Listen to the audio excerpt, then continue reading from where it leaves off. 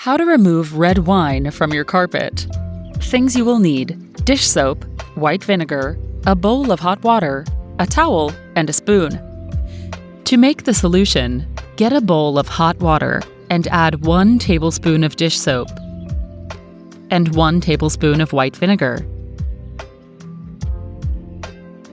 Make sure to stir until combined.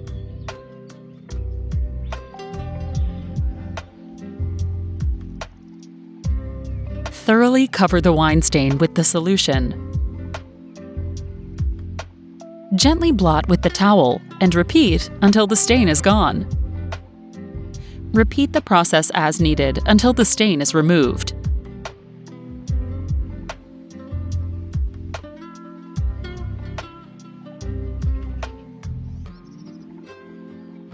If needed to remove excess solution, you may use a sponge to absorb.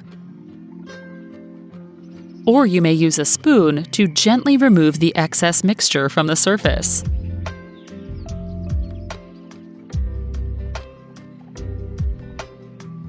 For best results, allow the rug to air dry, and you are done.